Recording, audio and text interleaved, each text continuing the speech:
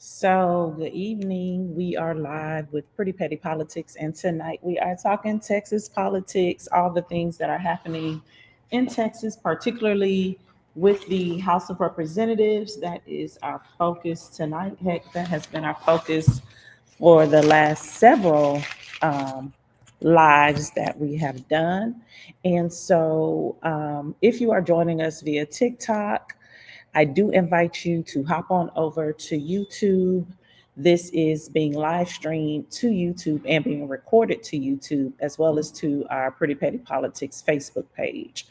But it is interactive if you're watching on Facebook or on YouTube, as we are using all the tools from our platform. But if you can only stream it here on TikTok Live, that is absolutely okay. But again, we are streaming from three platforms: TikTok, Facebook, and YouTube. And the videos will be available for replay on both Facebook and YouTube. On TikTok, it's only live. All right. So, welcome to our classroom, our virtual classroom, where we get to engage and learn about things that are happening in our government, socially, things that are happening within our court systems. But tonight, the focus is Texas. And so I will be sharing graphics. That's why I want to let the TikTok folks know. If you jump over to Pretty Petty Politics on YouTube or on Facebook, you will be able to see the graphics. But I would love for you to engage with me right here on TikTok. And of course, my Facebook family and YouTube family, thank you for joining. Make sure you subscribe to our YouTube, Pretty Petty Politics. Make sure you are subscribers so you get an alert each and every time that we go live. So tonight, as stated, we will be discussing what's happening in Texas. It's been all over the news for the last few days, but more intensely on the news today. Today was like Texas was everywhere. Our politicians were everywhere. So I'm going to go ahead and start by playing a video. I'm going to start with a video from one of our state reps, my representative, in fact, here in Texas, Jolanda Jones, or Jolanda Joe. Some people call her Joe Jones. And so I'm going to play this. This is a 6-minute video, so bear with us. But I think it's important for people to hear the points made because, baby, she lays it out. And she's in New York at the time of this recording. For Representative Plessa and your colleagues from Texas, what is your response to Governor Abbott, accusing you all of, possibly committing a felony by being here and not returning to Austin by this afternoon? Is it safe to say you have no immediate plans and plan to stay here indefinitely? Have you ever heard the saying, Texas says, come and get it, come and take it? That's what we're saying. Look, Governor is very good at manipulating the truth, right? And what he's saying is not completely accurate. He knows that we're using a tool that was given to us by the founders of the Texas Constitution. He knows what the rules are. And he's trying to manipulate the situation to make it play in his favor. It's not going to work. The people of Texas know, they've seen this playbook before, and they want fair maps. I told you, we had 9 hearings on redistricting. We had hundreds of Texans show up against these maps. It was a handful of people that testified in favor of these maps. I'm talking about 500 people that showed up on Friday. Texas Republicans didn't give them an access to have their voice heard. They limited debate in those hearings. So what I say to the governor is, you need to have better policies. You're not gonna just eliminate 20. I gotta. So let me be clear. I'm a lawyer. A part of my practice is criminal defense work. There is no felony in the Texas Penal Code for what he says. So respectfully, he's making up some shit. Okay? He's trying to get sound bites, and he has no legal mechanism. And if he did, subpoenas from Texas don't work in New York. So he gonna come get us how? Subpoenas in Texas don't work in Chicago. He's gonna come get us how? So let me be clear. He's putting up smoke and mirrors. And I'm hopeful that the media doesn't follow that. I will also say this. I was on the redistricting committee. I sat in on the meetings. We had 3 sham hearings with no maps, where people were forced to testify that they were neutral on the maps because of our processes, when actually, I would say about 99.9% of the people were against it. So they set it up. So when the litigation happens, because it's going to happen, trust and believe, right? That there will be testimony saying that everybody was neutral on it, which is, excuse my French, a damn lie. Then when they got the map on Wednesday, and let me be clear, it was the worst kept secret in Texas. I was on the redistricting committee, and I was wondering in January, why am I on the redistricting committee? I mean, it ain't a redistricting year. And we didn't meet once, right? But this was always the backup plan, always. I sat in on the hearings. It was a joke. The chair of the redistricting committee, Cody Vasut, is a lawyer. In the legislature, he is the expert on points of order. He knows the law. Cody pays attention to detail. During the redistricting committee meetings, well, I hadn't looked at anything. I don't know. I ain't seen no maps. Yeah, whatever you say. So you peeing on me and you telling me it's raining and you expect me to believe it. Wrong answer. When they finally had the one public hearing with the map, and the secret was out. The stuff is going to get filed on Wednesday, and we're going to have a marathon hearing on Friday, is what they said. The plan was filed on Wednesday, and they had a 10-hour meeting on Friday. And the thing that was the most offensive to me as a person who went to these and asked questions about these, and let me be clear, the districts that are targeted overwhelmingly are Black districts, okay? They are pitting Jasmine Crockett against Mark Vesey, and they are pitting Al Green against CD18, where there's a Black representative. If you don't know who sat in CD18, I live in CD18, by the way. Barbara Jordan, Mickey Leland, Craig Washington, Sheila Jackson Lee, and Sylvester Turner. So those are the people they're trying to take out. So I'm real upset about it, and my constituents are real upset about it. But it's really interesting that the map person who says that some law firm drafted the maps and he don't know that much about the maps, I felt like I was in a bad edition of an episode of White Man's Burden. For the most part, he told us, grown people speaking to us as if we were kids, said to us, you need to be happy. We didn't have to give you any hearings in the first place, and we know what's best for you. Well, I respectfully submit that they don't know what's best for us. They do not know what's best for us. And let me also be clear. My constituents demanded that I be here. So you think I'm gonna listen to Donald Trump and Greg Abbott and Dan Patrick and the Attorney General who can't treat his wife right and who lies on documentation? So I think he needs to worry about going to jail. But my point is this: we, the Democratic contingent, we are paying attention to what our constituents are demanding of us. They've literally told us, if you don't quorum break, we will primary you. That's how important it is. People wonder, why should New York be concerned about what's going on in Texas? Why should anywhere be concerned with what's going on in Texas? I'm gonna tell you why. My grandmother says this: if you allow yourself to be a rug, people will step on you. No one was paying attention to North Carolina in 2024. There were 7 Republican Congresspeople, there were 7 Democratic Congresspeople. Guess what? The Republicans rigged the game in North Carolina, and they took 3 seats. I'm gonna say this one more again, that's Ebonics for those of y'all who don't speak it. They took 3 seats. Congress has a 3 Republican majority. Ding, ding, ding, ding, ding. So we weren't paying attention to what was going on in North Carolina. And look what we have. We got that big, ugly, terrible bill shoved down our throats.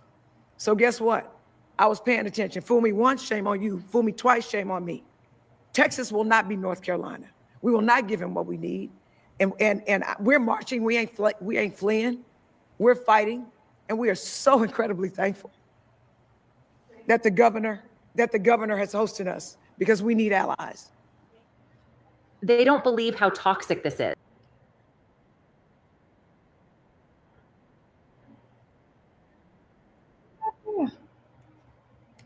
All right, so that was State Representative Jelonda Jones of Houston, House District 147 in Texas. Now, what I've seen a lot of online, and I want to walk us through, is particularly on Threads, where it's more conversational than like social media posts on Instagram. People do not know how to separate state legislators from federal. So I know this is confusing because you have state legislators determining where federal legislators will represent. So the House of Representatives, both in the state of Texas and in the U.S. House of Representatives, right? So the state House draws redistricting in Texas. So they have drawn this redistricting map. They're proposing these changes. The changes that they are proposing will directly impact the congressional districts. The congressional districts are based off the U.S. Census. We have talked about the U.S. Census a gazillion times this year here on Pretty Petty Politics and under the Pretty Professor on TikTok. The U.S. Census is an accounting of who is where. It's not about citizens. If it's not about citizens, that means it's not about voters. Let's keep that clear. The U.S. Census is an accounting of who is where, period. Who is where? What do the who's do? Are they employed? What is their ethnicity, their age, those type of things. It's collecting data about who is where in the country. That is the census. We take the census and we divide the 435 congressional seats. So the 435 seats in the U.S. House of Representatives, we divide that up across the 50 states based on population. So if one state increases in population, then that state is going to receive a new district, right? Whereas another state may decline in population, so they lose a district. After the 2020 U.S. Census, the state of Texas gained 2 congressional seats, okay? After the 2020 census, the state of Texas gained 2 congressional seats. We went from 36 congressional seats to 38. The growth in Texas was from Black and Hispanic people moving into the state. That's where we saw the largest numbers. Texas is what they call minority majority state, meaning there are more people who are in their single groups identified as minorities collectively in the state of Texas than there are people identified as white, okay? However, when you look at the representation, the congressional representation and the state legislative representation, it does not reflect the population of the state. It just doesn't. However, we do have some historic districts that some have been created by the federal courts, have been created by law because of injustices that have occurred. For example, what is her name? Eddie Bernice Johnson's district, or the late Eddie Bernice Johnson's district up in the Dallas area. That was created in the 90s because of what was happening here politically with the not being fair in representation, okay? Eddie Bernice Johnson held that seat for years. That seat is now held by Jasmine Crockett. Jasmine Crockett, let me address this. Jasmine Crockett's seat is not being severely targeted at all. I know she's all over your TV, all over your social media, but her district and this reshaping this proposed map, her district really is not being impacted. But what is happening is it is pitting her against Mark Vesey, who is also a Black congressman in the Dallas area, okay? Here in Houston, we have the 29th Congressional District, the 18th Congressional District, the 9th Congressional District, 3 major districts that are predominantly Black and brown, and they're being ripped apart. And then other districts that are very heavily mixed, such as the very diverse CD7, which is represented by Lizzie Fletcher, they're being targeted. these mostly urban areas, Houston, Dallas, Austin, right? These areas are being targeted. Well, who lives in these districts? They're predominantly very diverse areas with many people who are brown and black. And so they're being targeted. And so their districts are being watered down. Their districts are either being cracked open to break them up or being packed to just pack them all into one district. Okay. Now, multiple times we've shared here on Pretty Petty Politics and recommended for you to watch the documentary, which is, what did I want to say? Which is narrated by Jeffrey Wright, and it's called Rigged, the Voter Suppression Playbook. I still recommend you watch that, Rigged, the Voter Suppression Playbook. It's about an hour and 12 minutes. It's available on YouTube for free. Watch that documentary. Do it tomorrow. Do it tonight, hell. But watch that documentary so that you get a better understanding of how this is not new. This is just, we are in the buildup. When you watch that documentary, you will be able to tell, like, this has been at play. When we listened to Representative Jolanda Jones, she spoke about what happened in North Carolina in 2024. When you watch that documentary, you will find that they first did it in the state legislature, meaning the same playbook that they pulled in 2024, they started with the state legislature. And it's going to be exposed in that documentary I just mentioned, right? And that documentary was probably published, it probably came out in 2019. I think I first saw it in 2020. So please pay attention to this. These things are arguably happening as a result of 2008. We all know what happened in 2008. And when you really look at it on a basic level, you will see that a lot of this is motivated by the election of Barack Obama. And it just is what it is. It just is what it is. The immediate responses to the election of Barack Obama. These are the residual impacts still today, nearly 20 years later after that man was elected. We're seeing how angry and divisive people are, and the attacks that they are unloading are evidence of that same anger from what happened in November 2008. All right, so we had Jolanda Jones on just now.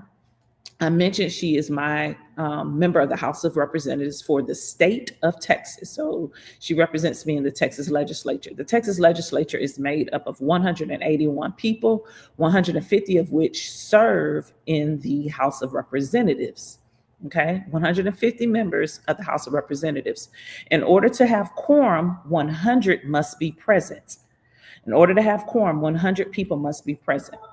So I am going to show a picture, image file. Let's see if I can find my picture. Ooh, I want to show this picture. My computer's doing a little spin thing. Okay. So hopefully I'll be able to show this picture. But there. So those of you on YouTube and Facebook, you should be able to see the picture. I'm gonna leave that up for a second. Before I get into it though, let me change this. All right, so 150 districts, of which 62 are held by Democrats. Okay, so 62 of the 150 are held by Democrats. The Texas Legislature meets every other year in odd years. So 2025 is an odd number. 5 is an odd number. They meet every other year in odd years for 140 days. They start in January and they end in June. Well, the legislative session ended in June. I forgot today is August 4th. So it ended in June. And then as you heard Representative Jones speak in that interview, she was expressing that at the beginning of the year, she was like, why do I have a redistricting assignment? We don't redistrict. This isn't a redistricting year. Redistricting years are usually the odd year immediately following the census. The census is always taken in a 0 year.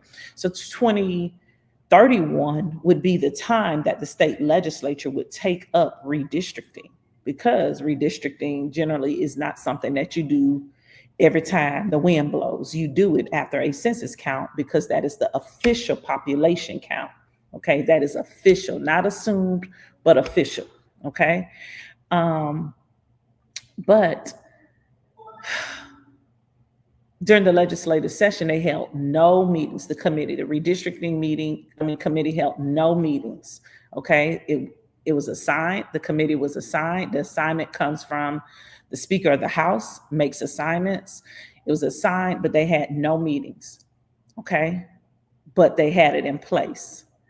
A special session was called. Special session, I'm going to be honest, I remember hearing that and reading that Governor Abbott was considering a special session to address redistricting, but also to address THC and some other things that had not passed through the House. But they kind of did not speak on the redistricting a lot. I remember one time, right? And I think that was probably a slip up. But after the July 4th flooding, then you started hearing about this redistricting plan. The July 4th flood should have been a priority for this special session. Now on the screen, you see some notes, all right? So a special session in Texas can only be called by the governor, and it only lasts 30 days, all right? And some of the things that were supposed to be taken up during this special session are the floods, redistricting, and THC. Now, I'm gonna ask y'all, which one should be the priority? Which one has a threat to individual safety, is a matter of life and death? That would be the flood. So a reasonable person would say, you probably want to deal with floods because the floods killed a bunch of people, and there has to be some infrastructure and some mitigation practices instituted to prevent such an occurrence happening later, right? One would think that the floods would have been the priority. But on July 21st, as shown on the screen, on July 21st, the special session began. That was 2 weeks ago today. So 2 weeks ago today, the special sessions began. And the priority during the special session, when it began, was redistricting. It was not flooding, okay? Flooding has not been the priority, redistricting has. By the 24th, so 3 days later, on a Thursday, hearings were scheduled. Now, the hearings were announced. Check this out. The hearings were announced, the location and the dates were announced ahead of the special session. How do I know, and how can you find out? If you go back and watch the videos I made prior to the 21st, I gave the dates. I gave the dates and the location. Austin on Thursday, the 24th, at in the appropriations room at the Texas Capitol. Where was it held? In the appropriations room at the Texas Capitol.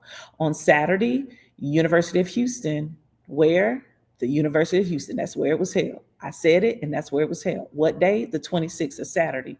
So every other day they held 3 hearings. First, Austin, second, Houston, and the third one was at the University of Texas at Arlington. So in Arlington, Texas, they had the third hearing, okay, on the 28th. So a week after the special session began, they had now held 3 hearings. Let's talk about those 3 hearings, and they're listed on the screen there for you. All right. And so where you see the arrow drop down, that's just telling you that hearing goes to those next 2. All right. When they held those hearings, people were not able to testify on a map because a map had not been provided. A map had not been published. There were maps that had been spoken about, but none of them were sponsored. Got that? None of them were sponsored by state legislators. Okay, like a bill. None of them had been sponsored by a particular state representative, and that is critical, right? So when you hear the testimonies given, like that of Harris County Attorney Harris County County Attorney Christian Menifee. When Christian speaks, he's like, you have us here talking about a map that we haven't even seen yet. And you hear that repeatedly through different people giving testimony. But regardless, we are against any changes during this mid-decade, right? Because this is not the time. And it seems like you're trying to undermine the will of the people. People should pick their representatives. Their representatives should not be picking their people, is basically it. Okay. And so what happens with that testimony is Jolanda Jones stated in that video I showed at the top of this stream. What happens is because it, like she said, it will go into litigation, baby, because if we ain't gonna do nothing, we're gonna sue. There's actually pending litigation right now based on the 2021 map, which we will look at shortly. But because that testimony, you were literally just testifying about an expectation, but nothing tangible. So your testimony was neutral because you couldn't take a position on a map because there was no map at the time of your testimony. So you wasted those people's time in Austin on the 24th. You wasted our time because I was there on the 26th here in Houston. And you wasted them folks' time on the 28th when you had the hearing in Arlington, all right? With Freddie Haynes Jr. Freddie Haynes lit up the room, as did the gentleman who drove 3 hours. They lit up the room with their talking points because y'all are wasting people's time. Okay, so that was the 24th, the 26th, 28th, a week ago today. Today is the 4th. The 28th was last Monday, just a week ago. Okay, so don't get lost in the sauce. Like, this is happening fast because they only have 30 days. Okay, they only have 30 days. So they had these hearings Wednesday morning, the 30th. Oh, Lord, I was pissed that day. But Wednesday morning, the 30th, guess what they had suddenly? Hearings ended on Monday. So they checked the boxes. They did what was required. We're going to do everything that's required, right? We're going to check all the boxes because we don't have to. We won't give you the map. We don't have to provide that to you. And they played in the faces of Texans, and Texans are pissed. And regardless of their political partisanship, Texans are pissed. Republicans, independents, Democrats, people are pissed because people may have been born that night, but it wasn't last night. And so they see through the foolishness. They see through the bullshit. Okay. So on the 30th, Wednesday morning, ta-da, we have a map suddenly. And not only do we have a map, we have a sponsor, and it has been entered, right? It has been presented. It has been submitted. And now we have a map, okay? And immediately thereafter, by noon on Wednesday, so by 9:30 a.m., we have a map magically appear after we've had all these hearings, after people have traveled all over the state to the nearest place to testify, the nearest place for people to testify, right? So you had people driving 3, 4, 5 hours just to come testify. Then you had people testifying via Zoom. You had people like myself who submitted their testimony, who submitted written testimony to the State House website. But you had people giving up their time to voice to their employees, because this is who these people are. They are our employees. They work for us. Because we're lazy, they make us feel like we work for them. Remember that. But on the 30th, by 12 p.m., Representative Cody Vasut, who is from Brazoria County, right down the street from Houston, Pearland, y'all need to check your folks. Manville, down there.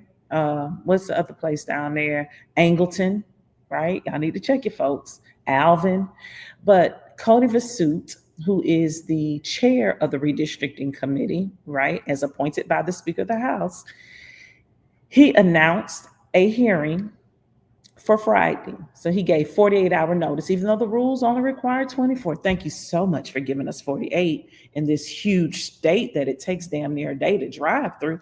Thank you so much for giving us 48 hours to make preparation and plans and arrangements to get to Austin. All right. Yes, I'm being very facetious. But because of his behavior and his not so interest in being amicable to the constituents of Texas, to the voters of Texas, to the residents of Texas. Because remember, this is not just about voters. People want to tell you it's about voters, but none of this happens without our population. And our population includes people who are not voters. Let me be clear. And that was done at the time that the Constitution was written. All right. Remember, the whole reason why we have the two chambers in the federal government is because the larger states, the states who had greater population, felt like they should be able to count everybody in their state, including enslaved people who were not free, right? And that's where you get the 3/5 compromise, right? So for every 5, you get to count 3. Well, we're not doing that no more. We counting everybody. So if somebody is locked up in Huntsville in a prison, they are counted as a part of the population of that county. They're counted. If someone is here and they are not a citizen, they are counted if they were here during the census count. Okay, so it's the population. It's not just voters. But anyway, so the map was revealed on the 30th. On August 1st, the one and only hearing was held. Now, if you want to watch the hearing, it is about 11 hours long. So you would probably just listen to it throughout the day like I did on Friday. But there are particular parts that I think you should listen to, particularly the first 2 hours for sure, because it's in that window that you hear a lot of procedural stuff. You hear a lot of the arrogance that's backing the procedural stuff, because it's like gloves off. It was very much so, well, fuck y'all. Yeah, we did that and we're going to do this. That was the attitude. And it was very inflammatory. But you will hear from Cyprus Representative John Rosenthal, who is, I believe, the co-chair of the redistricting committee, the vice chair. So vice chairs are seats or positions are given to the minority party. But John Rosenthal, he's going off. Like, he's like, you need to extend the time. It's a lot of traffic coming into Austin. You got bus loads of people coming from all over the state. And because of the traffic, they can't get in. You got lines at the kiosk here in the Capitol, so people can't get registered. And it was about 15 minutes before you could register as a speaker to give testimony. It's about 15 minutes left. And Carter Vasu was like, I'll take that into consideration. He's such an asshole. I'll take it into consideration, right? But this really happened. This is how they play in our face, right? So y'all go back and watch it. And then he comes back with a report. Oh, well, I'll extend it for 15 minutes. I think that was like till 12:15 or something. 11:15 or something. But they kept playing in people's faces. Testimony, right? People needed to testify. So I want you to see that example. I also want you to hear from Todd Hunter, who is the sponsor. He's not the author of the map. He did not draw the map, but he is the sponsor of the map. I want you to hear his arrogance. I want you to hear his tone. He is from Nueces County. And if anybody have Mark Gonzalez's phone number, the former district attorney, I think I have it actually. But if you have Mark Gonzalez, the former district attorney for Nueces County, please send it to me. It's prettypettypolitics@gmail.com. Thank you very much. Because I think he should not primary him, but I think he should challenge him. I think he should challenge the gentleman from Nueces, Mr. Hunter, because Mr. Hunter seems like he's ready to retire. He seems just so angry and ornery. And you know, when people get to that point, they probably should not be representing others. It's probably time for them to get some rest. So Mark Gonzalez should run for that district. Okay, I'm serious. I'm playing, but I'm serious. Okay, so you have Mr. Hunter, the bill's sponsor. You can hear his arrogance pour out. You'll hear Sinfronia Thompson. You'll hear from her. She's the state representative here in the Houston area on the north side. She's been in the legislature over 50 years. Now, I have a lot of qualms about that. I really do. I do. And I'm not ashamed to say it. And probably a lot of y'all do too, but y'all scared to say it because y'all don't want to rock the boat.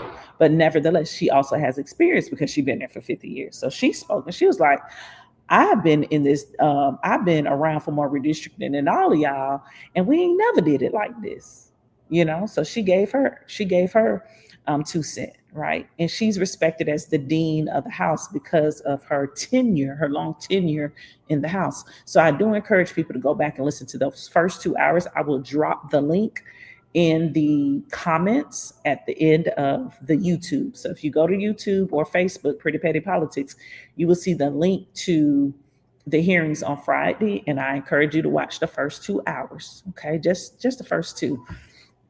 But that hearing on the map, the first 3 hearings were not on the map. The first 3 hearings were just, we're going to hear from the public. How do you feel about redistricting? And now that you've testified and driven from all over the state, surprise, your testimony is not really testimony. It's not a testimony that is for or against. It's a neutral testimony, because what were you upset about? There was nothing to be upset about, nothing to be against, because there was nothing. There was no map. There was nothing to be for, because there was no map. So you were just neutral, which is important for when we go to litigation, as my state representative, Jolanda Jones, made clear, right? They played in our face. They played in our face. But what they forgot is that they talked. They said things, and the things that they said can and will be used in a court of law. And they forgot that they said things on Friday that indicates their intent. That's why y'all need to go back and watch. I want you to hear carefully. I also want you to pay attention to Representative Spiller, who is, he a nasty lawyer. He the kind I like. And what I mean by that is he's precision. He's surgical. And he knows exactly what he's doing. And he says it in a way that you feel comfortable. You don't feel like you're threatened. And he's surgically just tearing you apart. And he can tear you apart or he can build you up. It's like having a guilty client on the stand, and you ask questions in a way that softens that person for the jury, right? And that's what he did, as he asked a line of questions for Representative Hunter, right? So he built up, because Hunter's not good at speaking. He's not. He's horrible. But the way Spiller crafted things, it helped get Hunter's points across. But when Jasmine Crockett spoke, he gathered her. And it was like, damn. He tore up. He ate her for lunch. She was not ready. She wasn't.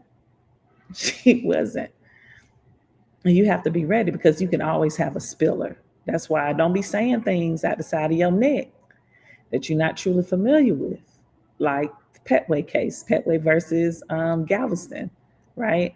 And that's how he tripped her up. And it was surgical. I was like, damn. But that was Representative Spiller. So again, I do really want you to go back and watch at least the first 2 hours of the hearings from Friday. Okay. And then you have testimony from elected officials, members of Congress, Jasmine Crockett, Sylvia Garcia, Al Green. And I do want you to watch that. All right. So that was the hearing was on last Friday. By Sunday, I can't remember if it was Friday or Saturday, but somewhere in there, they adopted the map. And so the map made it out of committee. Y'all know how a bill works. Y'all watch it on PBS, right? So the map made it out of committee to be presented to the full body today, right? So it was supposed to go to the full body, the full House today. It made it out of committee to go to the House. Today at 3 p.m., the Texas House of Representatives convened for business. But they couldn't handle no business, because on yesterday, August 3rd, the Democrats of the State House of Representatives in Texas, they said, we out. We are out. And so they packed their bags and they broke quorum, right? So that means today, that meant like the next day, which is today, that the House would be unable to conduct business, because the law requires 100 members of the House of Representatives to be present. And with 62 members gone and there only being 150 in the House, they could not conduct business. So all day today, you've heard, we're going to arrest them. We're going to execute these warrants, civil warrants, because nothing about this is criminal. We're going to give them fines. They'll be fined $500 a day. So about that, the fines, and I'm going to keep that picture up, about the fines If you want to support the Texas legislators that are breaking quorum to prevent the passage of HB 4, that's the name of the map, is House Bill 4. Donate to www.rigged, R-I-G-G-E-D, redistricting, REDISTRICTING.com, riggedredistricting.com. You can donate there today to help offset those costs. $500 a day for 62 people, and we're talking at least 15 more days, 15 at minimum. That is about $500,000, okay? These are people who have left their families, left their jobs, right? And so a lot is on the line. You have to remember, this is something that a lot of people are unaware of. Texas legislators, they make $7,200 a year. They do get some per diems that brings it up to about 38,000, but the per diems only work when they're actually working, and they only meet once every other year. Remember, I said that a little while ago. They only meet during odd years for 140 days. So it's not like that's their only job. They have careers too. A lot of them practice law. Yes, some may be in insurance, some may be in education. They have various backgrounds. Some are nurses in healthcare. I know my state senator is in healthcare, Molly Cook. My state rep is an attorney, Jolanda Jones, right? So they have various careers. By them being gone, a lot of them are unable to earn a living. By them being gone, their families are without a parent or without a child, because some of them may be caretakers for parents or aunts or siblings. You see what I'm saying? So it's a huge sacrifice. This is not some act. This is not just them putting on. This is this is serious matter, like for real, for real. All right. So again, if you want to support them, riggedredistricting.com. Someone could put that in the comments on TikTok. It's going across the screen on Facebook and YouTube, so there's no need of putting it in the comments. But if you are watching from YouTube or Facebook and you have any questions, please ask them and I will put them on the screen. Just drop them in the comments. If you're on TikTok and you have a question, I will look up and I'll try to scroll through them. Yes, Infronia is still in office. She is the dean of the House, as she made that point on Friday about her experience in seeing redistricting happening and how she's never seen anything like this. All right, so we have that part, right? What else do I have to show you? Well, I'm not through with this picture. So they broke quorum. It's going to cost money. It's not just, and here's the thing. I saw where people wanted to donate to the members of the Texas Dems directly, to the House Dems. You can't, I mean, you can, but they won't be able to use that money to pay the fines. State law prevents them from using campaign funds to pay fines. Now, here's the thing. This state rule about the fines and the $500, that just came about in 2023. All right. This just came about in 2023. Not to forget also that there is pending litigation already based on the 2021 map. Okay. So Nicole says, heard a report that governor was saying if they get the donations, they'd be charged with accepting a bribe. No, they would not, because the donations are not a bribe. The donations are a donation, right? And Governor Abbott is saying a lot of things, and those things are just like not true. They're not valid. And he's saying it to sensationalize. He's also saying that these people left without taking care of the floods. No, your agenda did not make the floods a priority. You made redistricting a priority. So now everything else got to wait. So it's a lot of, how can I put it, pontificating happening coming out of Austin. But it's not a bribe for someone to donate to support these elected officials. It's not a bribe. If you want to donate to rigged redistricting, you can. If you want to donate to Powered by People, which is Beto's platform, you can. I have been directing people to donate to Powered by People. I was asked to share rigged redistricting, so I am. Okay. But either way, as long as you're not donating, you can donate to their campaigns because they are also running for re-election next year, because state representatives serve 2-year terms and they run in even years. Okay. So they will be running for office as early as March with our state primaries. So it is important to support their campaigns, but right now they don't need campaign support. Right now they need fine support. All right. So you can support them by giving to riggedredistricting.com or Powered by People, which is Beto's platform. How would that be a bribe? And the commander in there had bribed the people. Yeah. All right. So do we have, no, we don't have any comments on this platform. Okay. So I'm going to take this down. I will keep the ticker at the bottom.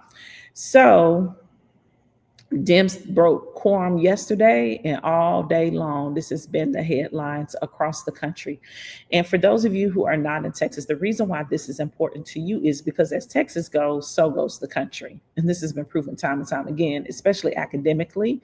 We've seen it with textbooks. We've seen it with testing. A lot of the standardized tests that your states adopt, Texas. Okay. So it is important to pay attention. As Yolanda Jones said, people were not watching North Carolina, but I'm going to argue North Carolina wasn't watching North Carolina, because the same stunt was pulled in the North Carolina state legislature, right? Already. And they just cooled down for a few years and they circled back and did it again with the state congressional districts, right? Getting those 3 seats. That's the truth. And now if it happens in Texas, it would be such a large scale impact because Texas has the second most congressional seats, California having the most, followed by Texas. We're highly populated and we continue to grow, but our growth is mostly people who look like me or people who are Hispanic, right? But then there are people who look like me that are Hispanic, but that's nor here nor there. But the growth is in Black and brown people, and it makes people uncomfortable to hear, but truth hurts sometimes. All right. So in knowing that and understanding that, and then you look at the layout, you're like, y'all ain't playing fair. Okay. And the numbers don't lie because again, the population. Now you'll hear when you watch those 2 hours, like I told you, you will hear Todd Hunter talk about, well, this is based on how the politics of how people voted. But guess who's represented in districts that are not voters? People who are part of the population. All right. See, they like it when people are here illegally, when they're counted to help boost the power and representation Texas has in the United States Congress. They like it then, right? It was okay then because it boosts the numbers. Remember, we went up too. We have continuously gone up. All right. Children can't vote, but they have rights. You see where I'm going with this? There are a lot of people who are present, who are part of the population, who are not voters. So this can't just be based on voters. This has to be based on people. Okay. And people got to understand that. Y'all got to understand that. Okay. It's about people. It's about people. All right. So the House is stalled. Nothing is moving forward. I hope they stay gone the remainder of the session. This has been great for conversation and for learning, for things that you may kind of spotty remember from government or civics, whatever your course was called. Some of this stuff is being demonstrated on a bigger scale for you. Things, key terms that you've forgotten what they really meant: gerrymandering, redistricting. You're seeing it in real time. You're seeing how committees work, how bills work, what a quorum is. All these things are coming alive. The pages of your textbooks are coming alive in real time. All right. So I have a couple of more things to show for those of you who are streaming to YouTube and to Facebook. We're going to look at a few maps. So first we're going to, I forget which map this is. Okay.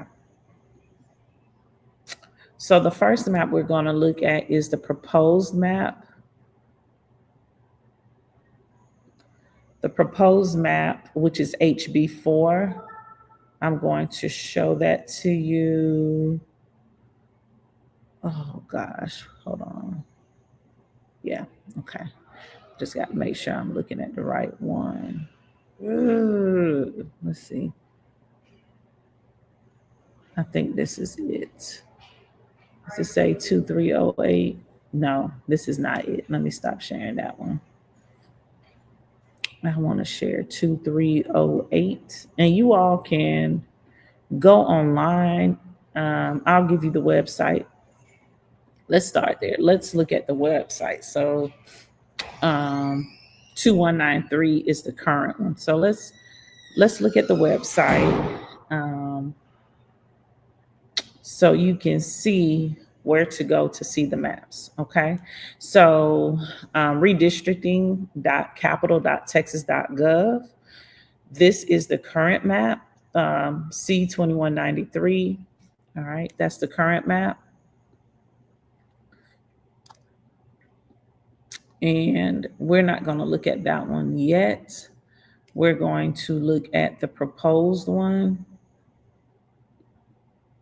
which is 2308. So let me just get that up. And those of you who are,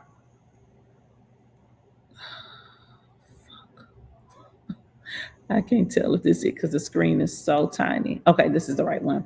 Those of you who are on TikTok, let's see if I can share it with y'all. I don't know how to flip the camera. I don't think I can. Okay, so I'm gonna just turn it around. Okay, so here you have the map, and I'm gonna blow it up because you see where it's condensed, like here, that's Houston, here, San Antonio, here, Austin, and here, Dallas, where it looks like it's knotted up. That's because it's heavily populated, and so the districts kind of are on top of one another. So I'm going to show you the Houston metro area. All right, so let me center it. And for those of you who are streaming, you'll recognize this area. So I do want to go down. Okay, so this is the 18th, and which is the district in Texas that is without representation. This is the district that I currently reside in, but with this map, I will no longer reside in this district. It has been reshaped, it has been cut, it has been gerrymandered again. But this district is a historic district. It has been represented by the Barbara Jordan, the Mickey Leland, Craig Washington, Sheila Jackson Lee, and Sylvester Turner, right? And I pay homage the first two the way I do is because I graduated from the Barbara Jordan Mickey Leland School of Public Affairs. So there's a special extra love there. But this district is the one Jolanda Jones was speaking of. That is where she resides as well. And this district currently is not shaped like this. And we're going to look at the current map. But Congressional District 9 is represented by Al Green, but currently 9 is not over here. 9 is down here, right? So it's an entire shift of where these districts are. Okay. The 7th district, I mentioned Lizzie Fletcher. This is changed. The 29th is changed. Where you see the 9th, that used to be the 29th. The 29th used to loop around here and dip into downtown. In fact, it grabbed downtown. Okay. So this is the proposed map. This is why people have abandoned the quorum, have abandoned the state house. Over here, you have Dallas, right? You have Dallas. No, excuse me, not Dallas. You have Austin, excuse me. Now, I want you to pay attention to the 10th congressional district. Do y'all see this? Can y'all see how they playing in our face with this 10th congressional district? Do y'all see how they had the 10th congressional district going from over here to way over here? Do y'all know what's over here? They're people, but there are probably more trees over here than people because this is more rural areas, whereas this is more concentrated. Okay, you see how they're doing the 37th congressional district over here in Austin, in the Austin area, right? So that's concentrated, but look how they're doing the 11th. Hold on, I went too small, but look at how they're doing the 11th. And this is important to note.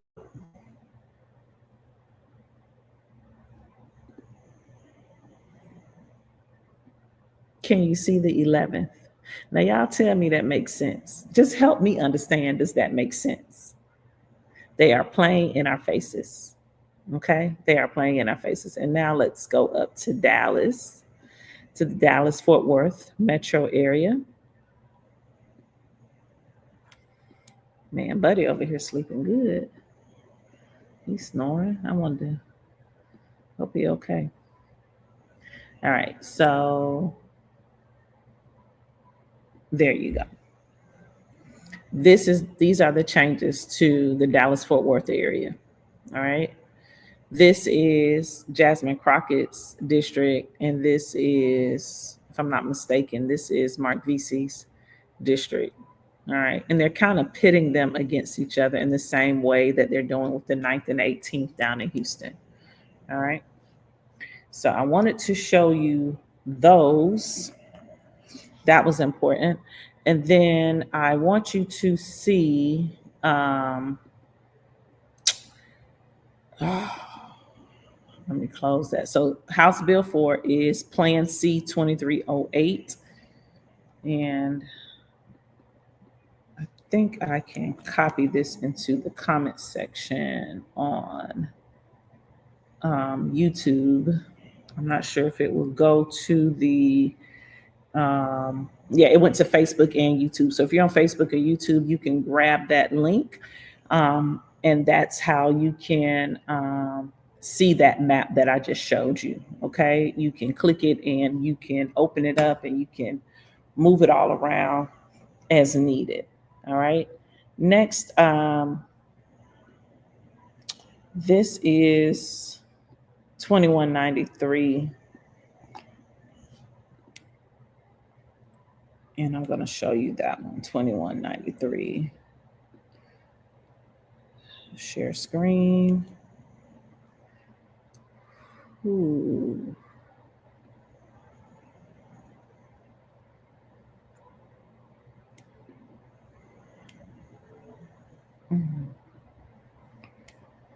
Okay. Okay. So 2193, this is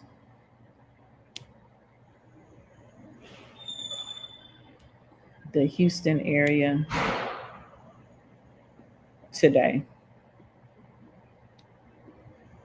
Okay. This is the Houston area today. This is how that map is drawn today. All right. This is what we're currently in today. Okay. Throughout the metro area. I'm going to bring TikTok back over here to see it. This is the current map in the Houston area. All right. And I will put this one in the comments as well. All right. I think it's important that you see the differences, but not just me showing you, but in real time. All right. So for the current one, I have put on there that it is current. Okay. I put in the chat that this is current so you can see what it looks like today. I'm not going to pull up the previous one just out of respect of time, but there is, I want you to know that this is not something that is hidden from you, that this is something that you can access. All right. Our redistricting committee. All right. I'm going to show you that page. Right. So the redistricting committee. All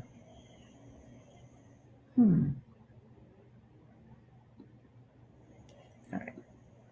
Try to get that shared. Okay. So the redistricting committee page, you can visit it. You can learn about the people on the committee. Again, the chair is appointed by the Speaker of the House.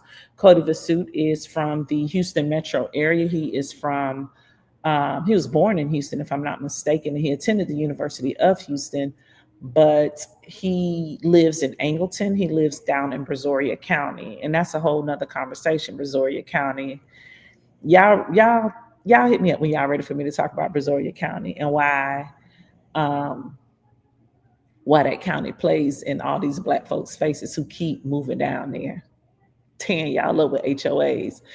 But how they are playing our brothers and sisters and politically, right? Politically, how they are playing them. There are no Black elected officials countywide, none in the state, none in the county, and certainly none in Congress from that area.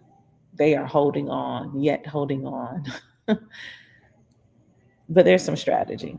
All right. So anyway, this is the Committee on Redistricting. You can visit each member's page. These are the actual members of that committee. Christian Manuel is from the Beaumont area. Jolanda Jones is from Houston. David Spiller, I forget where he's from, but baby, that's the one I was saying was surgical, right? Hate him or love him, he's surgical. And then this is the House of Representatives. This is the minority leader. So he is the head of the Democrats for the state of Texas, Gene Wu. He is from the Houston area. I actually enjoy watching him excel. Gene Wu, he's amazing. You will also note that today a member, I'm gonna remove this, a member of the Texas Senate who is seeking to be the Texas Attorney General, Mays Middleton, an oil and gas guy, he made a post today, I believe, on X. He made a comment on X today, basically saying, "Well, where's Gene Wu back in China?" Like these, the mask off. They don't give a fuck. They are saying what they think and how they feel. He said that today. He typed that. Maybe tomorrow he'll say he was hacked, but today he put it out there. Like, where's Gene Wu in China? And this is somebody who wants to be our attorney general. Imagine that. He's currently a state senator. He's one of 31 state senators in the state of Texas. People, you cannot afford to not be into politics anymore. You cannot afford to not care about politics. You can no longer afford to be like, my vote doesn't count. First of all, your vote counts. Your vote counts. Your vote counts. Because if it didn't count, they would not be attacking your vote constantly the way they do. Ever since the 15th Amendment, they've been attacking votes. Black people used to have to hide out to plan as a community because only the Black men could vote.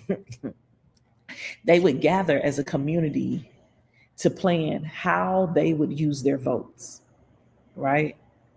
And then they would go vote at certain times with certain plans because of the intimidation. This is during Reconstruction. This is in the 1870s, okay? Because of the intimidation, because they would threaten to kill or beat or do things to harm people, right? Your vote matters. If your vote didn't matter, they would not be. If your vote didn't matter, they would just let you vote because your vote don't matter. They wouldn't be constantly attacking and creating roadblocks and all of this. There was a time there was no voter ID required. You needed like something that proved your address matched your voter registration. You could get a bill, like a utility bill, and your work ID would suffice. I know because I was able to do it before, right? I didn't have my ID. I didn't have a wallet with me, or I didn't have my voter registration card. Well, what is your address? And they look in their system, and I'll be like, here's my utility bill. And then here's my work badge, because my work badge would be on my clothes. Okay, here's your thing, go vote, right? When I was in grad school, I used my student ID to vote. Today, my students can't use their student IDs, even though it is a state institution, right? Because following Shelby versus Holder, a lawsuit out of Alabama that was suing to come from under DOJ,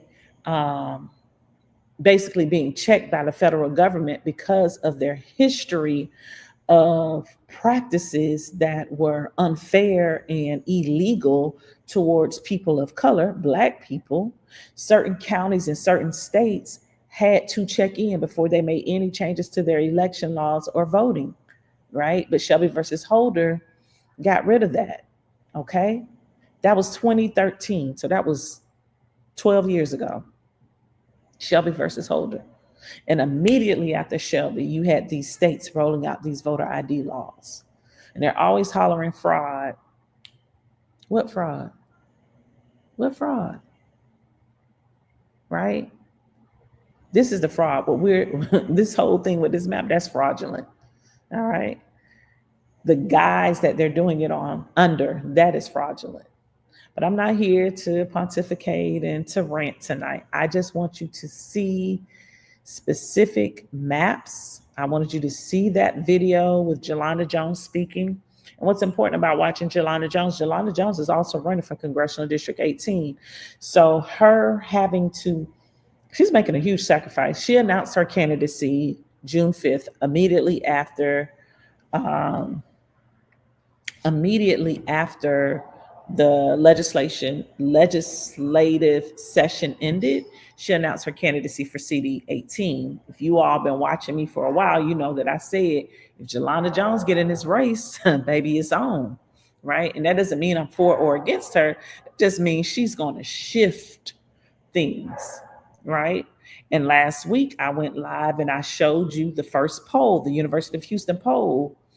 We went over that last week and I showed you how she's polling. She, Christian, Amanda, like who's in the lead, who's expected, who's most viable. There are nearly 30 people in the race for Congressional District 18, and only a handful of them stand a chance. That's not my opinion. That's just a fact. And I've been sharing this since the beginning. Like the way this works, you can run, and can't nobody stop you. You can run, you can file, and you can run. But that's a lot of work to lose and to have nothing to show for it. That's all I'm saying. But Jelanda Jones being in this race has shifted things. Her challenge has been that she is a state legislator, and the fact that we went into special session on the 21st, that put her at a disadvantage, but also put her in an advantageous position. So it's a disadvantage. She's not on the ground, especially now that they've broken quorum and they've left the state.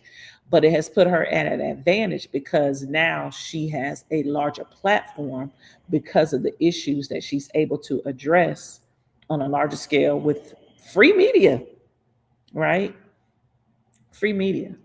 All right. But this is not about CD18 tonight. Question: would you ever run for office? I'm sure you get that. I get it every day. No, I have no intentions of running for office. I will say this: if I have to take one for the team, I will. If I need to run because I need to run because it's like, Jay, we need you, then yeah. But I don't foresee that because I'm the kind of person I'm going to be proactively looking for people, which I do. I look for people to fill roles. Um, so no, the answer is no, but. But if I have to, but I don't have the desire. I really prefer to help people who desire to run for office. Thank you, sending love from Birmingham. Shout out to your election that's coming up on the 26th. All hands on deck. I am supporting my brother, Randall Woodfin, Mayor Woodfin, for his third term. Gadsum, I am actually from Harris County originally. No, originally I'm from the hand of God. Get some J. I'm a Florida native, so I'm from the twin of Texas. You know, we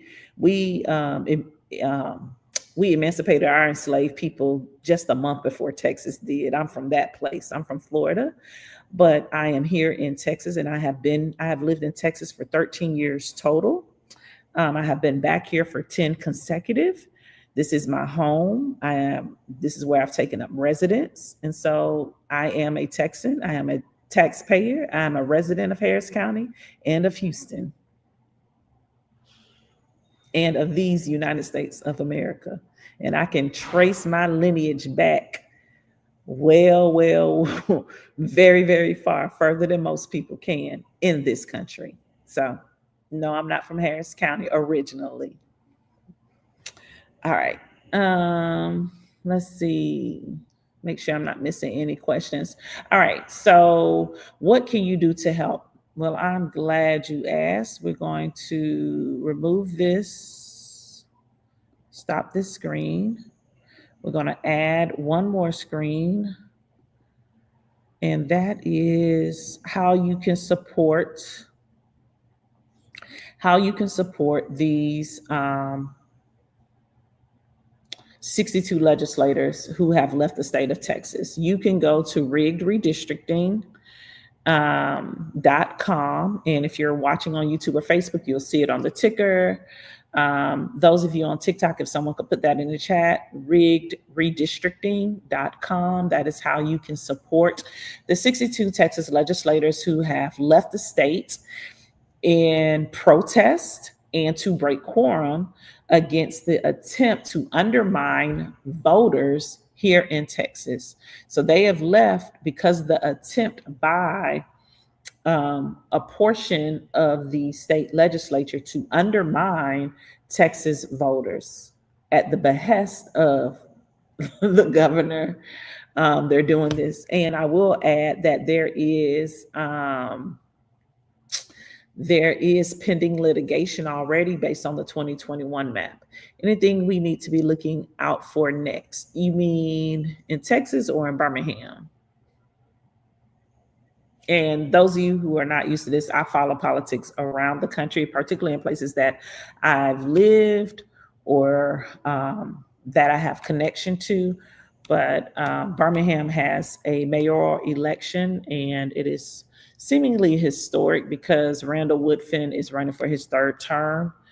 And Randall's a friend of mine. So Gitsum says, respectfully, we disagree on politics. I am 64 MAGA supporter, but I am curious on some Dem issues, and a native of Texas, Denton County. I think that's great, Gitsum, that we do disagree, and that's absolutely fine. Because what would happen if we all agreed? You know, what would happen to thought? What would happen to creativity? We would be limited. You are 64. I am not 64. I hope to be 64 one day. And you are a MAGA supporter, and I am not. You know, I am curious about some Republican issues. Growing up in a very red county in a red state, I'm very familiar with Republican issues. And up until when Barack Obama was elected, Republicans had more decency, I would argue. But I saw the ugliness in 2007 before he even was like the popular candidate. I saw some behaviors that really showed me, oh, this is about race. This is not about the race. This is about race. And I saw it firsthand in Polk County, Florida. Okay. I think it's great that you're a native Texan. I think that's beautiful, and that you're from Denton County. I am not. But here's the thing. Here's the beauty of Texas, and here's the beauty of the United States. We have the freedom to travel. People have always traveled. People have always picked up and moved to new locations. Even the good Lord Jesus Christ's parents packed up and moved to a new location. That's why they were on the road when she was pregnant with him, right?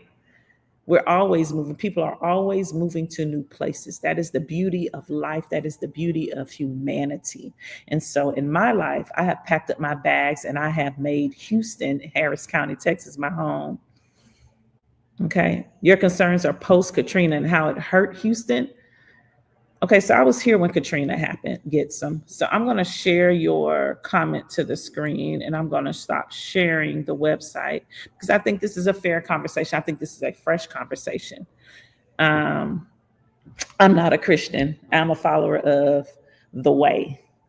Christianity in this country has been so politicized and it's so polarizing. I am a believer in Jesus Christ. I'm a follower of Jesus Christ. I'm obedient to the Holy Spirit, all the things that Christians say they are, but the behaviors oftentimes do not reflect the Messiah. They just don't.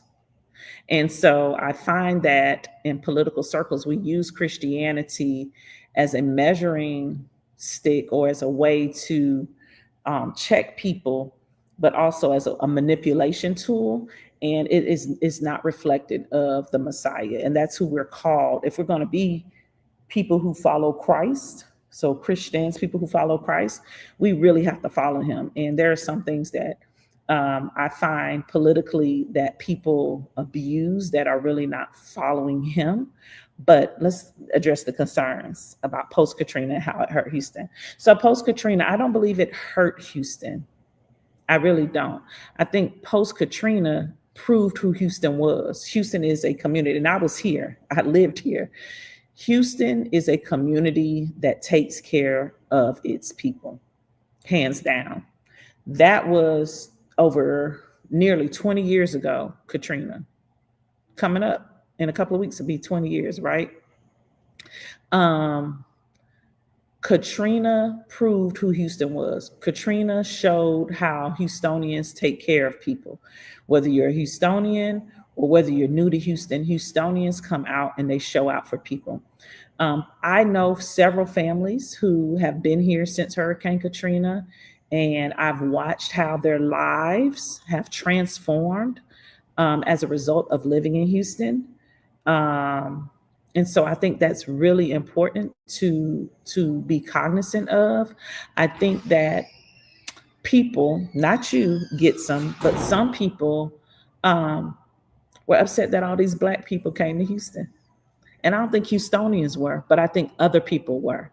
I know people who think that Houston is just this dangerous place. I know people who say, I don't go downtown because it's so dangerous. And I'm like, what downtown you been to? But they never go, so they don't know. So they just go off of what someone has told them, right?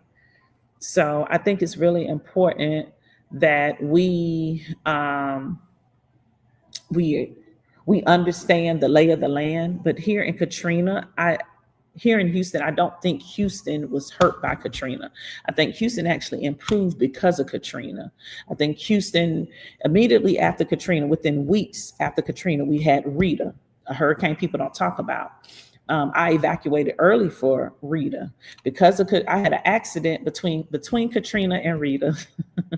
I had a car accident, and the only vehicle, this is how God works. So I want you to know I'm a for real believer. This is how God works. The only vehicle available after my accident, post Katrina accident, before Rita occurred, the only vehicle available at the Enterprise was a pickup truck. It was a gold F-150 with the cover door, the thing that opens and closes. And I was like, why do I have this truck? And then I understood when Hurricane Rita was coming, I was able to pack up all my stuff in that truck. That's how God works. All right.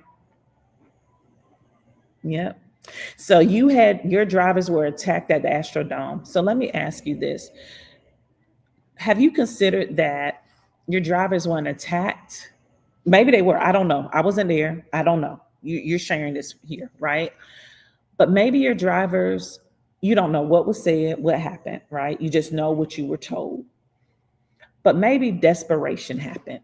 You ever considered that maybe people were just so desperate?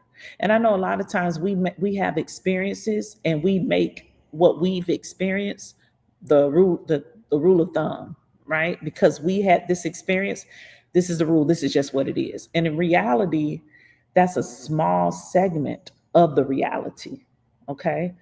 And thank you for sending that soup to Houston. I would love to learn more about your soup. I am a cook and I have a collection of recipes. And one of the things I'm most well known for are my collection of soups. And I would love to share my soup with you. And maybe we could talk more so we can find more of what we have in common than what we disagree about politically. But I would just have you consider that perhaps there was a level of desperation. It's hot as hell in Houston in August, first of all. Let's just understand that. People are hungry, people are suffering, they're in an unfamiliar place. I remember also how, because I was in grad school, so I worked in my graduate program, but I also worked in retail. And I remember how people in retail treated people coming in to shop, to get their kids ready for school, to buy clothes so that they could go to work or to an interview, and how people were treated because of the way they looked. And it was because people could not remember that, oh, they just lost everything. So you're looking at them in a very obtuse manner, not seeing their humanity. So you're prejudging them. So there was a lot at work during that time post Katrina. All right. So I would just have you consider the context of what was happening, not to take away from what you did or what you contributed, but just think of what those people were facing. And they were facing a lot of, and I saw it firsthand in that Galleria, Houston Galleria. I worked there. I watched how people were treated. And I remember going off on someone who worked with me, a manager, and letting them know. And when I say I went off, but I was right. And I kept my job. But I went off because I called them out. I called them out on their BS for their prejudice and their way that they were treating people based on how they looked. You're forgetting these people are suffering. They just lost every damn thing, everything. And yeah, they might come in here and they might look a certain way, might smell or look a certain way, whatever, but they just lost everything. And they have this card that has been given to them so that they can get on their feet to go shopping. You're saying they need to be at Walmart. They can't go to work with Walmart. You don't know what kind of work they do or what kind of work they're pursuing, what kind of work they did. But that's the mentality of some people. We want to hold others down. We want to hold them down to the standard that we see for them, not for the standard that they see for themselves. Okay? A lot of people were without. Okay? So I understand you're a retired UPS manager. You all did a lot and you do a lot. I'm an educator and I'm going to tell you this, don't nobody do more than us, period.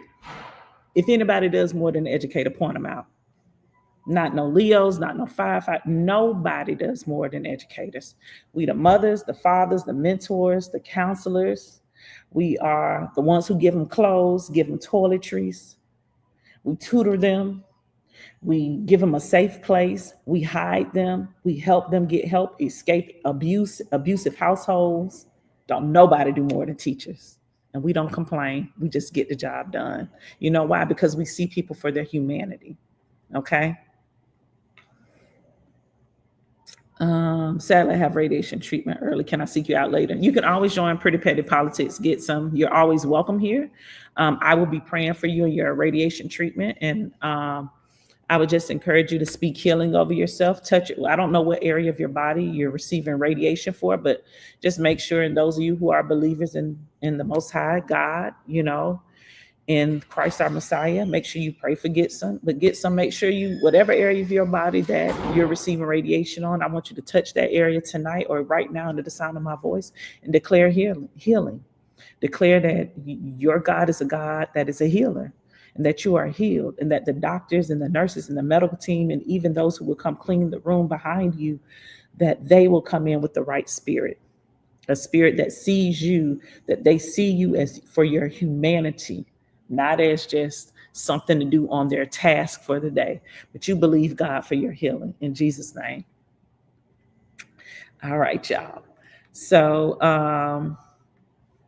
yeah, that went somewhere else, but that's the beauty of God and the beauty of the connectivity of what we have here in social media. I'm never going to be ashamed to talk about the goodness of God.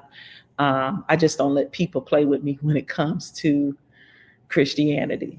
And so, not that I'm not a believer, but I watch how that word becomes abusive way too often.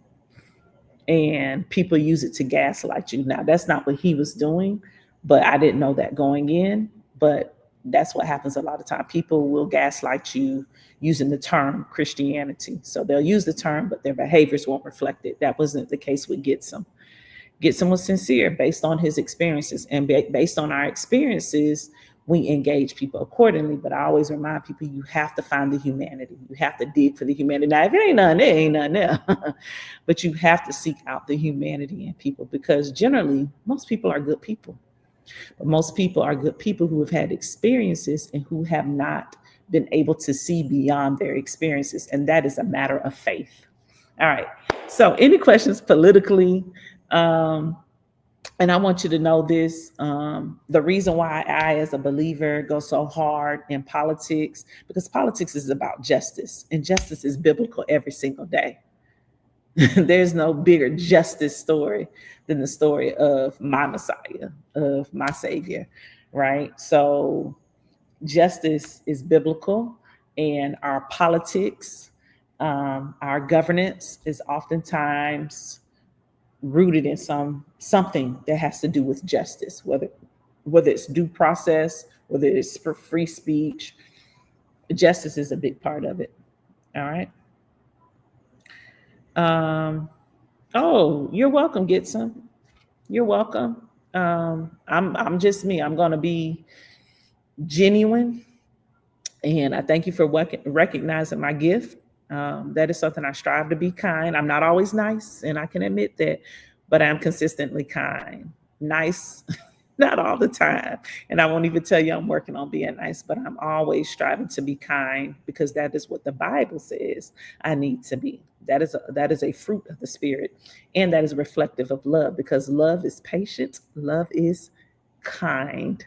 And so again, though, seriously, I want you to pray over yourself on whatever area it is. And if you want to email me and share more, and not sharing in a public forum, anyone, prettypettypolitics@gmail.com. I or someone from my team will see it, and they'll know to send that to me for sure. But I pray that you are healed, and I pray that there's a transformation over your life. And I thank God that He sent you to this platform tonight, that this came across your YouTube, and that you received a feeling of safety to express your experience, because I value your experience. And it gave us an opportunity to really vet out how experiences do impact us.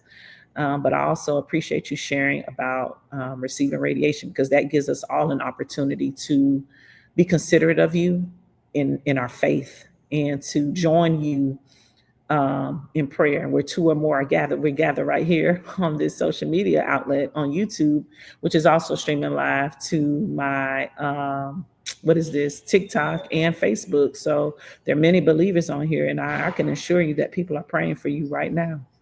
and that will pray for you before they go to bed or pray for you in the morning. So you just continue to walk by faith and trust God and know that God sent you here, led you to this page tonight for more than just talking about politics, but also so that you can see the humanity in this Houstonian who is from Florida, residing here in Harris County, and someone who has different political views than you, but we still have that connectivity through the one who created us. So blessings to you, my love.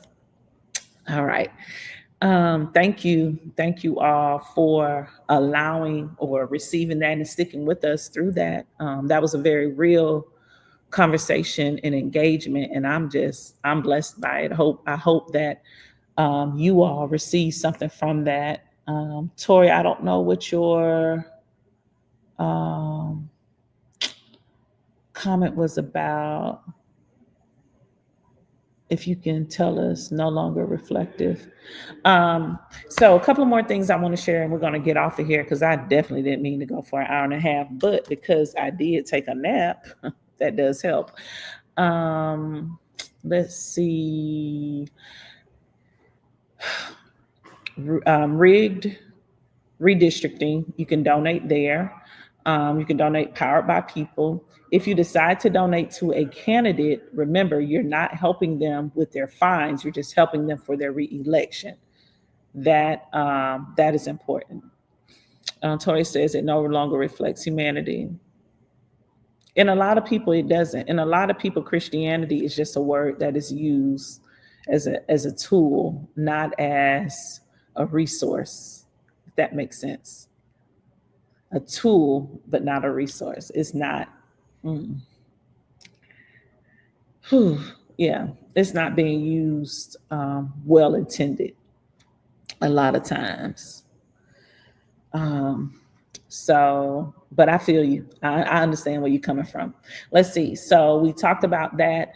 Birmingham has an election, baby. That is entirely entertaining to me, Birmingham. And for those of you from Birmingham who are on here, I forgot all about what's the county commissioner name? Jefferson County Commissioner. She used to be a city councilwoman. I can't think of a name right now. Oh gosh, but I forgot she was running. That's how quiet her campaign has been, as far as reaching audiences beyond in the community. Her campaign hasn't been very penetrable beyond the people of Jefferson County or in Birmingham. Dang, what's her name? But then there's Wandling Gavan. Lord have mercy. Don't let SNL come across her campaign because she would definitely be a skit on Saturday Night Live. Wandling Gavan is absolutely ridiculous and hilarious, but she does not need to be the mayor of Birmingham. Then there is Brian Rice. I think he launched his campaign way too late.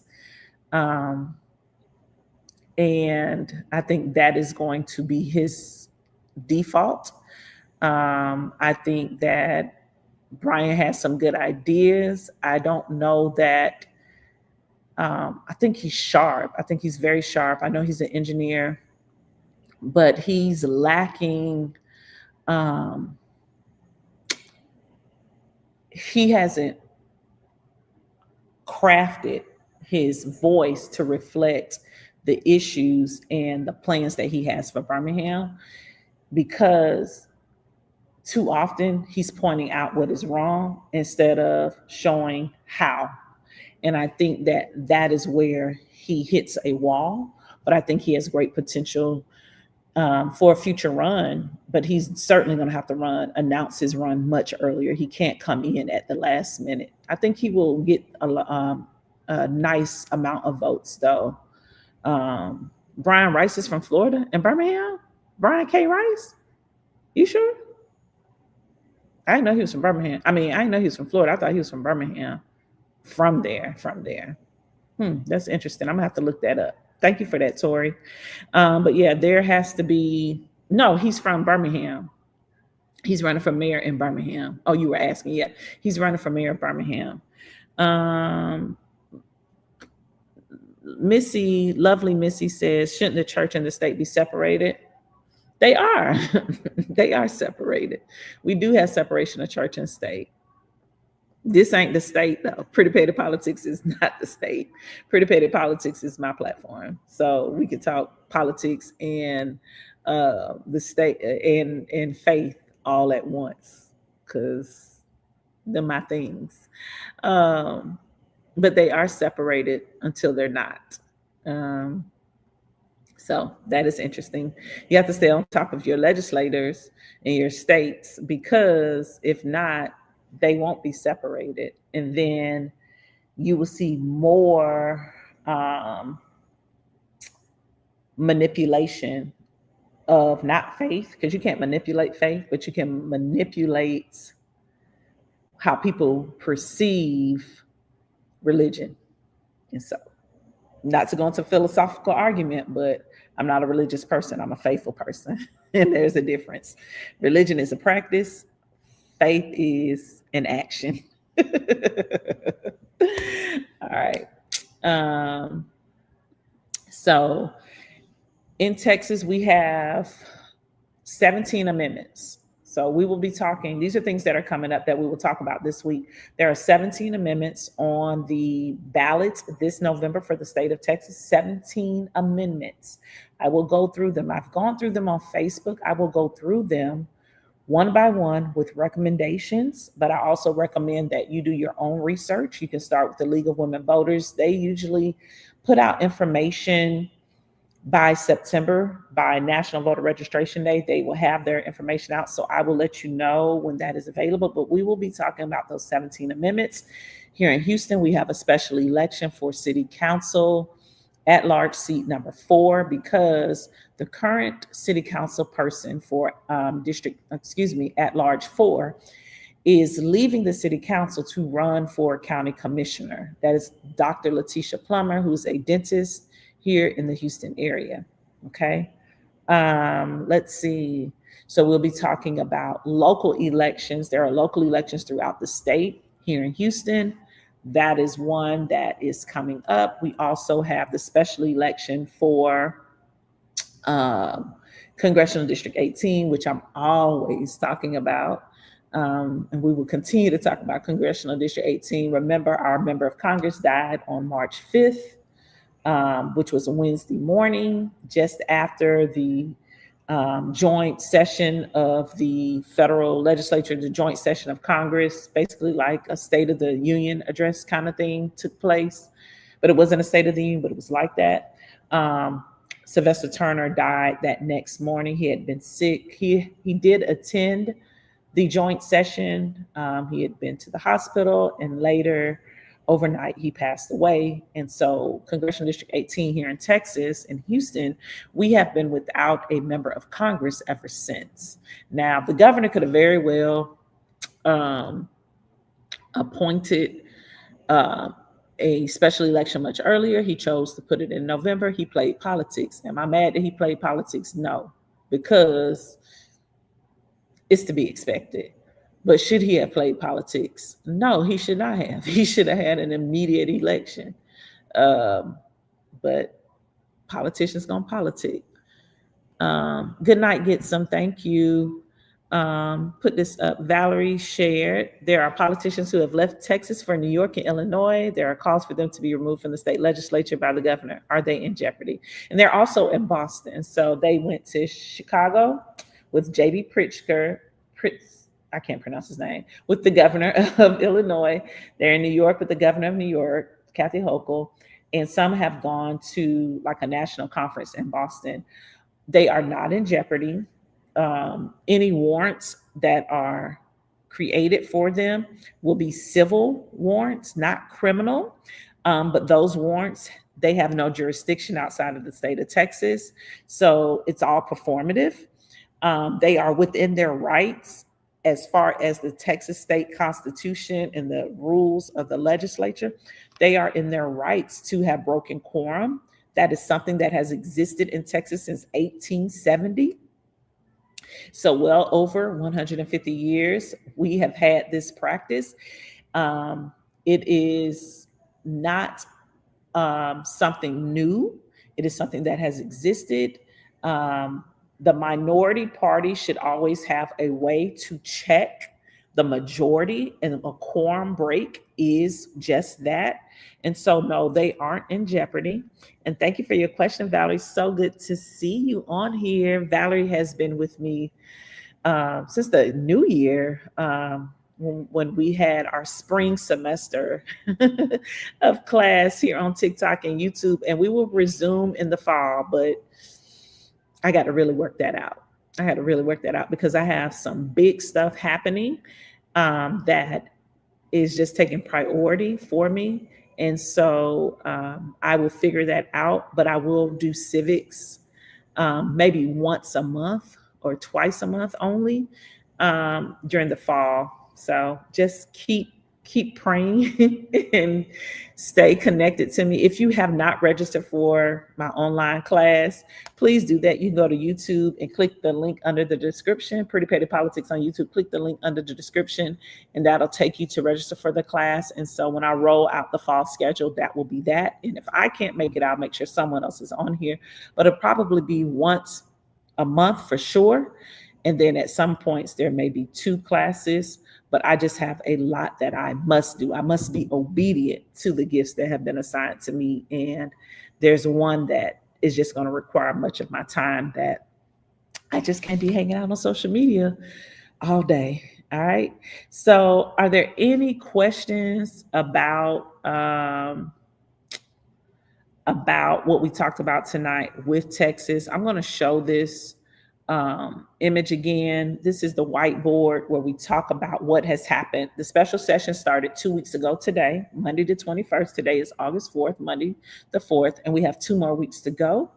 A special session only lasts 30 days. After this special session, more likely than not, Governor Abbott is going to order a second special session. When that second special session is ordered, we may see the same thing with our state legislators. Okay. And the messaging, prepare yourselves. The messaging is going to be, and it has already started, that these 62 people have left the state and have let down their constituents, even though their constituents want them gone, have let down the people of Hill Country because they're not there to vote on flooding. Baby, y'all ain't even presented flooding as an issue. You chose to present this redistricting. Okay.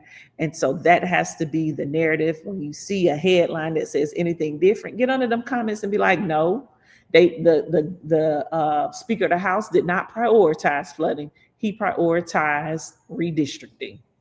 Okay. Because that's what happened. Okay. Did you watch the forum for the bathroom bill? No. What bathroom bill? You talking about in Texas? The Texas bathroom bill? Because no, I didn't watch it. No. All right. Any other questions for me before we sign off? Thank you so much, Val. No? No other questions? Going once, going twice. Dom, what's going on in Dallas area as far as the redistricting? What is the feel, the attitudes to of the constituency there? What's the support like on the ground there for the quorum breakers, the 62? And here's something that's interesting. Have you all noticed that members of Congress that are of the majority party have been relatively quiet about redistricting? Do you know why that is? Because they know it's wrong.